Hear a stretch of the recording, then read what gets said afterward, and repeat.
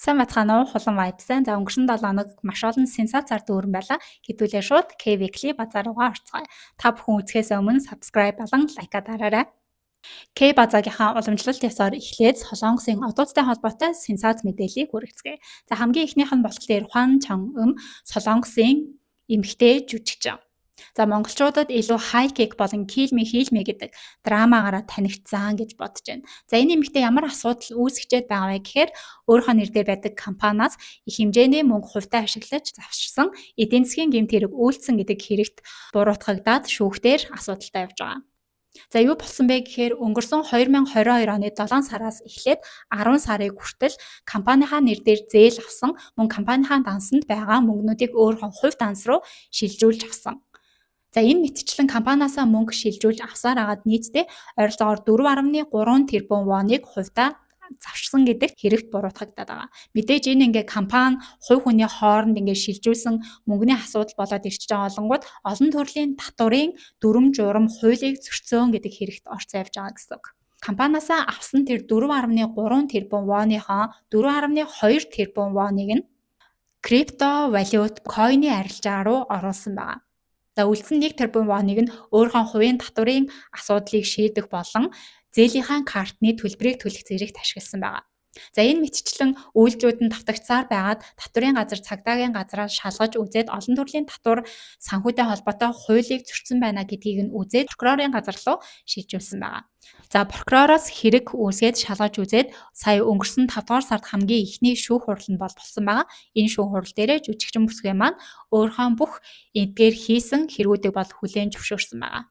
За тэгээд энэ компани дээрээ учирсан гих 4.3 тэрбум воны хохирлыг бол өөрөө 2 хуваагаад төлсөн байгаа. Гэхдээ олон төрлийн татварын хууль дүрм зөрчсөн болон санхүү эдийн засгийн хүнд ноцтой гэмт хэрэг гэж үзэж байгаа учраас энэ дээр нь бол заавал ял шийтгэл оноогдох болсон.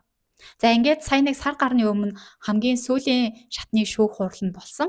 Энэ үеэр болохоор прокурорын газраас эдгээр хэрэгт нь 3 жилийн хорих ялыг өгөөч гэдэг хүсэлтийг шүүхэд тавьсан байгаа. За хамгийн сүүлийн шүүх хурлаараа Хван Чон жүжигчин өөрийнхөө талаас бас үгийг хэлсэн байгаа. Тэрэндээ болохоор өнгөрсөн 2022 оны эхлээс ахуулаад өөрийнх нь таньдаг ойр дотны хүмүүсээс компани хурдан томруулах их хэмжээний мөнгийг богино хугацаанд олъё гэх юм бол энэ крипто арилжаа, койн арилжааг бол заавал хий гэдэг иймэрхүү шахалтууд байсан. Энэ шахалтын үндсээр би ийм буруу шийдвэр гаргасан байна гэж байгаа. Энэхүү компани нь 100% өөрийнх нь үүсгэн байгуулсан, өөрийнх нь нэр дээр байдаг компани. Ер нь бол менежмент талаараа өөрийгөө дэмжих гэж энэ компанийг үүсгэн байгуулсан. Тэгээ өөрөөс нь гадна өөр ямар нэг жүжигчин, дуучин гэх артистууд бол байдаггүй. Тэгэхээр боддоор хин нэгэн дээр хохирол учирсан тийм зүйл бол болоогүй. Тэгээд санхүү татварын талаар мэдлэг дутуу учраас энэ талаар яаж тайлагнах, яаж татварын төлбөрөө төлөх зэрэг бол мэдэхгүй байсан нь миний буруу. Тэгээд ийм үйлдэл гаргасандаа бол маш их гэмшиж, буруугаа хүлээн зөвшөөрч байна гэж хэлсэн байгаа. За тэгээ хамгийн эцсийн шүүхийн шийдвэр гаргах шүүх хурал нь болохоор 9-р сарын дундуур тулгдсан байгаа. За тэгээд энтэй холбоотой сүүлийн мэдээлэл гарвал та бүхэндээ Weekly-гээрээ дамжуулаад бас хүргэх болно. Дараагийн мэдээлэл бол дуучин PSY. За дуучин PSY нь мэргэжлийн эмийн жагсаалтанд ордог нойрны эмийг бусдаар дамжуулж авсан буюу эмнэлгийн хуулийг зөрчсөн гэх хэрэгт холбогдоод одоо шалгагдаад явж байгаа. Өнгөрсөн 2022 оноос ахуулаад энэхүү эмийг бусдаар дамжуулж авч хэрэглэж ирсэн байна гэж байгаа. Тэгээ энийг яагаад ноцтой гэж үзээд байна гэхээр нэгдүгээрт энэ нойрны эм нь өөрөө сэтгцэд нөлөөлөх аюултай байдаг учраас зайлшгүй байнгын эмчийн хяналтанд орж иж жорын дагуу бичиж хэрэглэх ёстой. Тэгсэн чинь 22 оноос ахуулаад өнөөдрийг хүртэл өөрөө очиж эмчийн хяналтанд орохгүйгээр менежерийгээ явуулж ахуулж байсан байна гэж цагдаагийн газраас үзээд шалгаж байгаа. За үүнтэй холбоотойгоор дуучин PSY-аас гадна тухайн эмнэлгийн профессорыг шалгаж байгаа. Эмнэлэг дээр нь гинтийн шалгалтыг хийгээд одоогоор бол бүх нотлох баримт болон тэр нөгөө жор олгосон бичиг рекордуудыг нь аваад шалгаж байгаа гэдэг юм мэдээлэл байгаа. За дуучин PSY-ийн талаас үүнтэй холбоотойгоор бол өөрийнхөө бусдаар дамжуулж ахуулсан хэргийг бол хүлээн зөвшөөрсөн. Гэхдээ илүү хэрэглэх болон жорын бус байдлаар бол хэрэглээгүй гэдгээ мэдгдсэн байгаа. Энэ нойрны эм нь болохоор маш онцгой хүнд архаг нойргуудлын өвчнөөр олгогддог ийм эм юм байна. Тийм учраас бусад тохиолдолд хуулиараа бол маш хатуу хоригдсан байт юм байна. Тэгээд дуучин PSY-ийн зүгээс одоо цагдаа дээр шалгагдаад явж байгаа учраас одоо 9 сарын сүүлээр зарим нэг фестивалуудад оролцох байсан нь эхнээсээ ингээд цуцлагдаад явж байгаа ийм мэдээлэлүүд байгаа. NTC хамтлагийн дуучин Тэйлийн холбогдсон хэргийн давж заалдах шатны шүүх хурал 9-р сарын 17-нд болохоор товлогдсон. За 1-р шатны шүүх хурлаасаа болохоор 3.6 жилийн хорих ялыг авсан байгаа. Юу болсон бэ гэхээр өнгөрсөн 6-р сарын 13-ны өдөр хоёр найзтайгаа Итевонд байрлах нэгэн клубуд явж агаад гадны жуулчин эмэгтэйтэй танилцсан байгаа. За ингээд жуулчин эмэгтэй нэлээд өндөр согтолцтой байсныг нь далимдуулаад гэртээ авчираад гуруулаа нэлж агаад хүчирхийлсэн ийм хэрэг гарсан. За хохирогч эмэгтэйн биеэс бол энэ гурвын аль альных нь ДНХ илэрсэн. За 1-р шатны шүүх хурал дээр болохлээрээ энэ гуруулаа хэрэгээ хүлээн зөвшөөрөөд өршөөл үзүүлэхийг хүссэн. За тэгээд Тэйл нь болохоор энэ удаа надад өршөөл үзүүлэх юм бол миний амьдралын хамгийн сүүлийн боломж гэж үзээд би нийгэмдээ хэрэгтэй хүн болмоор байна гэж хэлсэн. За харин прокурорын газраас болохоор энэ хэргийг төлөвлөж зохион байгуулсан маш ноцтой хүнд гэмт хэрэг гэж үзээд 7 жилийн хорих ял өгөхийг хүссэн. За яагаад төлөвлөж хийсэн бэ гэж үзэж байна гэхээр тухайн гэмт хэргийг үйлснийхэн дараа хохирогч эмэгтэйг гэрээсээ маш хол байрлах газраас таксинд суулгаад буцаад явуулсан байгаа. Энэ нь болохоор камерт бичигдээд батлагдсан. За харин шүүхээс болохоор тухайн хохирогч эмэгтэйг бие хамгаалах чадамжгүй байдлыг нь ашиглаад ноцтой хүнд гэмт хэрэг үйлдсэн гэж үзэж байгаа. Харин энэ гуруулаа гэмт хэрэг үйлдсэн гэдгээ хүлээн зөвшөөрч байгаа гэдгийг нь харгалзаж үзээд ялыг хөнгөрүүлээд 3.6 жилийн хорих ялыг өгсөн. 1-р шатны шүүх хурал дууссаны дараа энэ гурвыг шууд хорих газар руу шилжүүлсэн байгаа. За хоригдож эхлэнгүүдээ шууд 5 болон 6 хоногийн дараа давж заалдах хүсэлтийг шүүхэд гаргасан. За энэхүү хүсэлтийг нь шүүх болон прокурорын газраас хүлээж авсан. Ялангуяа прокурорын газар дараагийн шатны шүүх хурлыг хийх сонирхолтой байгаа. Ягагтвэл 3.6 жилийн хорих ялыг хэтэрхий хөнгөн байна гэж үзэж байгаа учраас ялыг нь нэмэх зорилготойгоор хүлээж авсан байгаа. За харин солонгосчууд нийтээснүүд болохоор 3.6 жилийн ер нь бол хөнгөн байна. Тэгээд дээрэс нь бүлэг гэмт хэрэг учраас илүү хүнд байх ёстой юм шүү. Дараагийн шатны шүүх хурлаас илүү хүнд ялыг аваасай гэж хүсэж байгаа. Иймэрхүү хандлагыг бол харуулж байгаа. За өнгөрсөн 7 хоногт сошиалаар баг хамгийн халуухан байсан сэдв бол BTS-ийн Jimin's үерхлийн цуурхал. За энэ Сунда айн гэх жүжигчин эмэгтэйтэй үерхэж байгаа цуурхал гарсан. Энэ эмэгтэй бол жүжигчнэр дебюгээ хийсэн ч гэсэн Heart Signal 2 гэдэг нэвтрүүлэгт орсноор солонгосчуудад илүү жоохон танигдж эхэлсэн. За 2022 оноос эхлээд дараа хэд хэдэн удаа энэ эмэгтэйтэй нэр холбогдчихсан. Гэхдээ тухайн үед бол Entertainment-аас нь ямар ч аль биесны мэдээллийг хийгээгүй.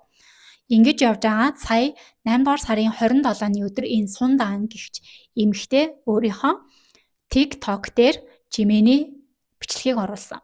Jimin лифтнээс бууж ирж байгаа энэ эмэгтэй гэрээсээ гараад урдаас нь тосож авч байгаа юм бичлэг байсан. Тэгээ хэдэн минутын дараа устгасан. За устгасан ч гэсэн хүмүүс аль хэдийнэ хадгалаад авсан байх нь тодорхой. Тэгээд сошиалоор ингээд маш их явж сэвэгцсэн.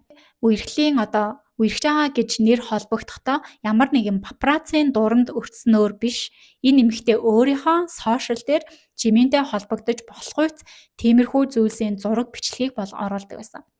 Ингээд хүмүүс түнд айгүй дургуйцаад өөрөө ийм алдартай хүнтэй үерхэж гин гэдгийг харуулж байгаа юм шиг нөгөө хүнийхээ байр суурийг бодохгүйгээр байж ядаад иймэрхүү зураг бичлэг оруулаад байх юм а зүгээр чимээгүй уулзч болдгоо мó гэдэг иймэрхүү хандлагыг харуулдаг байсан.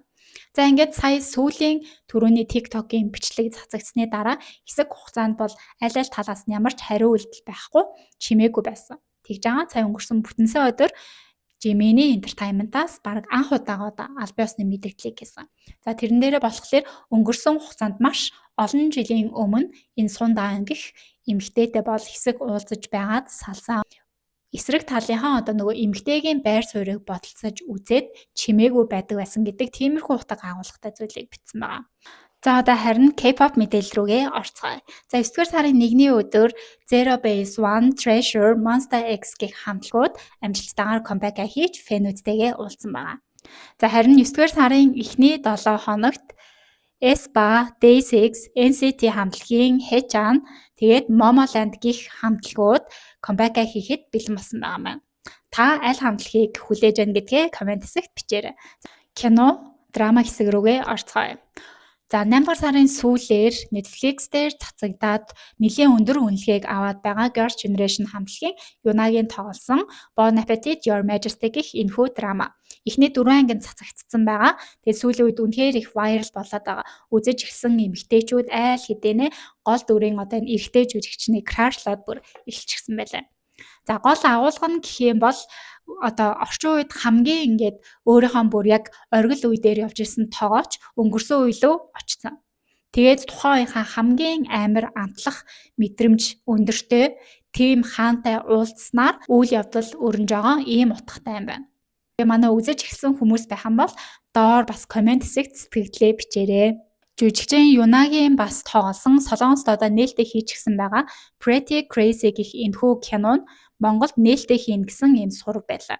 Кино театруудаар тунгуудахгүй гэсэн мэдээлэл байсан. За ерөнхий агуулга нь гэх юм бол өглөөдөө ингээд маш ийм одоо сайхан сэтгэлтэй ажилсаг ийм гэгээлэг хүн байжснаа орой болохоор шал өөр дүр төрхтэй жинхэнэ 180 эргүүлсэн юм шиг өөр дүр төрхийг гаргаж ирдэг ийм эмэгтэй болоо хувирчдаг. Тэгэд шүн нилийн аюултай учраас бусад хүмүүсийг хамгаалах зорилгоор хажууд нь нэгэн бие хамгаалагч буюу жүжигчин ам буян гарч ирээд энэ хоёр ингээд хамт уулзнаар үйл явдал өрнөж явах иймэрхүү утгатай кино байгаа. Хүлээлт нь улам өндөр болоод байгаа кино бол No Other Choice. За сая энэхүү киноны жүжигчид болон найруулагч нар нь Венецийн олон улсын кино фестивалд оролцсон байна. За энэ үеэр нь үзсэн үзэгчид болон кино шүүмжлэгчдээс маш өндөр үнэлгээг аваад байгаа. Black comedy төрлийн кино нийгмийн тэр хар бараа хэцүү одоо байгаа асуудлуудыг хошин байдлаар гаргаж өгсөн. Тэгээд маш өндөр үнэлгээг авч байгаа. Ялангуяа тэр төгсгөл бол үнэхээр гайхалтай гэдэг. За одоо бол Rotten Tomatoes 100%, IMDb-ийн болохоор 10-аас 8% үнэлгээг тус аваад байгаа. За энэ мэтчлийн ингээд маш өндөр үнэлгээ авч байгаа. Тэгээ хүмүүсийн сэтгэлдлийг хараад эхлэхээр бүр л хурдан үзмээр санагдаад байна. Тэгээ Монгол баг уртчилсан захиалга эхлэх юм бол төрүүлээл захиалгаа хийгээд үзэхгүй бол спойл болох аюултай. За тэгээд энэхүү киног хүлээж байгаа хэрэг хүмүүс байна. Тэгээд хэрвээ магадгүй та Венецд байж байгаад үзсэн бол комент хэсэгт сэтгэлдээ бичээрэй. За ингээд К базаагийнхаа энэ удаагийн дугаарыг дуусгаж байна. Эх 7 хоногт илүү сонирхолтой мэдээллээр уулзцгаая. Тэр болтол төр баяртай.